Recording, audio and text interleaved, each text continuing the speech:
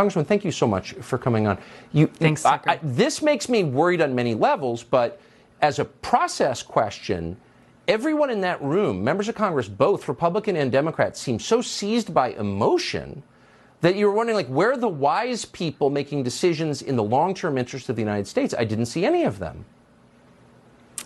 Yeah, I was thinking the same thing as I was watching that speech, and it really is kind of the manifestation in front of our very eyes of a whole lot of hypocrisy, because you have the Biden administration's whole foreign policy is essentially based on democracies and autocracies. We've got to divide the world between these two categories, and the U.S. is going to lead the charge for democracies to defeat the autocracies. And so they have said, hey, Ukraine is a thriving democracy, and Zelensky is this hero that is protecting this democracy, which is why Biden says we'll do everything within our power to support him. And, oh, by the way, we're going to send almost $100 billion of American taxpayer dollars to go and support this defense of democracy. But when you actually look at what Zelensky's democracy is, you see no freedom of the press. He has shut down any media that he does not control, his government does not control. He has gotten political opposition arrested, made sure that that's happened. As you mentioned, he shut down the biggest Ukraine church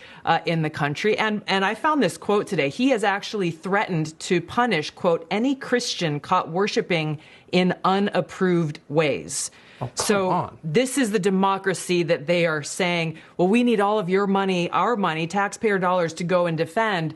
This is their shining example of democracy. It's no surprise then when we look at what's happening here at home, Tucker, and it's no surprise how we see the political and power elite so easily and willing to undermine our own democracy, undermine our own freedoms, abusing their power to achieve their own political interests, because they look to Zelensky's democracy and they see a reflection and an opportunity for themselves.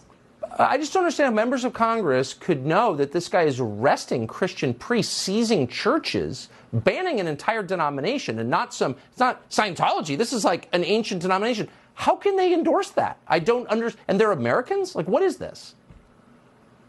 I think it shows a pure dereliction of duty, frankly, on so many of these members of Congress from both parties who are so hooked into and controlled by the war machine in Washington, the military-industrial complex, that they will sit there. You know, they took a pledge to uphold our Constitution, to support and defend the safety, security, and freedom of the American people, and yet they're just sitting there clapping and cheering on this guy who uses fancy words like democracy and freedom and aren't looking at the facts of what's really going on and have no idea where our taxpayer dollars are going. And as you said, could not define what is our objective that serves the interests of the American people. It's scary how irrational it is. It actually really worries me. I appreciate your coming on. Congressman Tulsi Gabbard, thank you. Thanks, Tucker.